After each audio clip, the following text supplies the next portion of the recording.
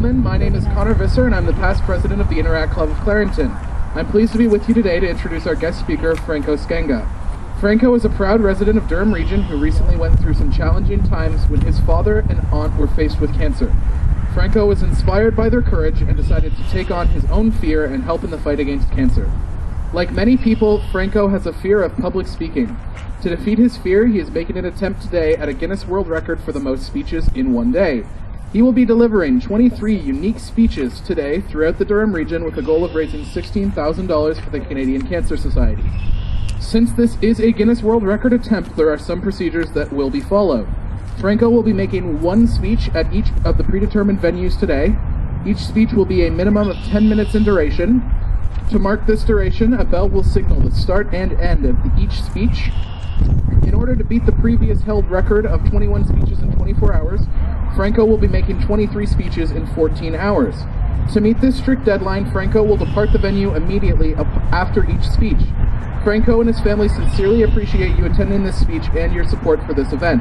His team will need to take a photo of the audience for evidence at the end of the speech. We ask that you please remain where you are at the end of the speech. Each of the speeches are different from one another but share an overall theme, facing our fears and challenges. This speech has been generously sponsored by Hardiman, Mount & Associates. Finally, Franco is here to present speech number 6 of 23, entitled Adapt. Please join me in welcoming Franco Skenga.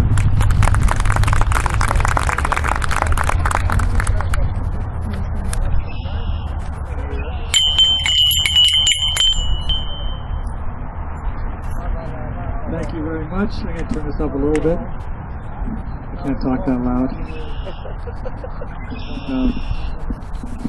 Thanks again for everyone for taking the time to be here this morning, taking the time out of your Saturday fitting rendition called Sleepers Awake. I thought that's pretty fitting.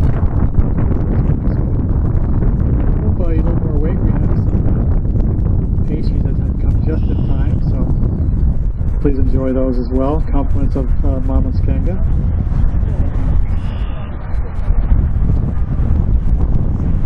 One of my favorite sayings or quotes, I have a few of them from Albert Einstein, but one of my favorite ones is, imagination is more important than knowledge. And it's one quote that it's always stuck with me since my days in university, because I think I probably always had more imagination than knowledge. But I think in keeping with the theme of the facing our fears and facing our challenges in this event, and keeping with the title of this, or the theme of this speech is called Adapt, I found that it's more important to adapt to the change that we are faced with, whatever it may be, rather than fleeing or fighting, which is what we are hardwired to do. And simply the message for this speech is to adapt to the new change that you're faced with. There's two key elements that are important to adapting, and they're mentioned in Albert Einstein's quote: imagination and knowledge. I want to talk a little bit about how others have done this, how I have done this in this event, and how we actually may be doing this in our lives without even realizing that we do it.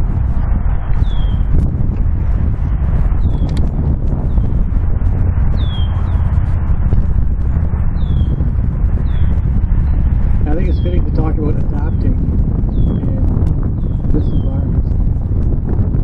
environment being this specific location. I talked a little bit in speech number 1 about taking the first steps. And I talked about how at I thought that taking the first steps in this event was relevant in Newcastle, where many famous historical first steps had also occurred. And we talked about early settlers that have decided to take that first step into settling a new environment in the early days of our country's history. And so this environment is no different. Early settlers had to come here and abandon an environment that they were used to and adapt to an environment that was probably much different than what they were accustomed to. But faced with a new environment, they had a choice to make. They could either change or adapt or succumb to the environment.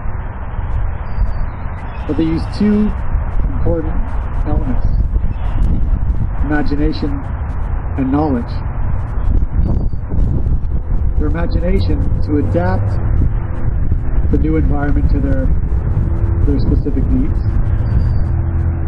and knowledge of what their previous experiences were in the, quote, old world and how they could apply here. And that's why it's fitting that we have this topic here at this location. You know, talking about a mill nearby where people would bring in old knowledge and adapt it to this new environment. But fast forward to today, this location, this environment has been adapted once again, more to meet our social needs, but the same two elements apply. Imagination, adapting this environment to our social needs. For example, we're having this gazebo here in a place that was adapted for something else previously. And knowledge, our experience of where those social needs were met in other areas and throughout the community.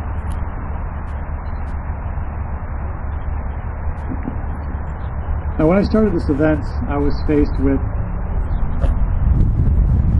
a different mindset. It required me to change to an environment that I wasn't used to. It required me to think about standing in public and speaking to people as I am today. It required me to change or adapt the way I would approach things like fear, or things like sharing ideas with strangers. And rather than flee or fight, I chose to adapt to that mindset, to that new environment with which I was surrounded. And I use the same two elements: imagination and knowledge.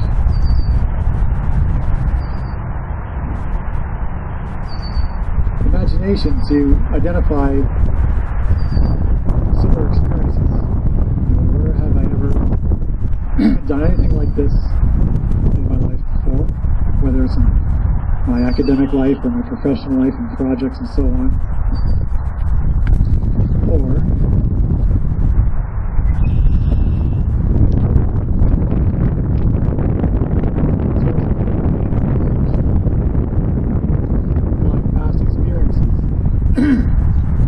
past experiences, methodologies that I've learned to apply to this event.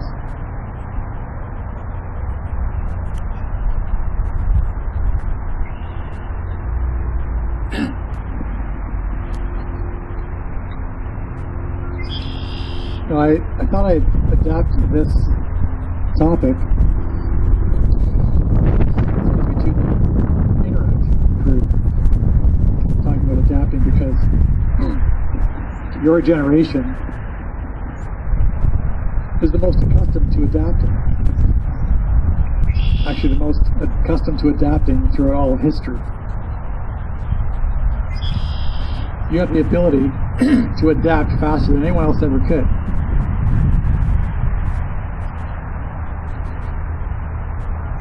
And you do it almost automatically. And what I learned in this event is to apply imagination and knowledge in a more deliberate way. And I would say it's interesting to try that. You do it automatically, but if you tried also deliberately applying imagination and knowledge,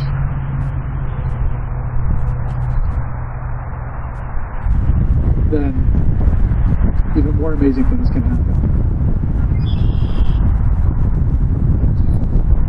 All of the speeches I share with throughout the day, I will be sharing today, have a element I talk about stories of hope and stories of those who have either caregivers or people who have been faced with cancer, and I share their story of hope that aligns with this specific topic.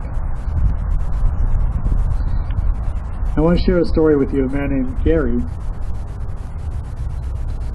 who had experienced both sides of cancer.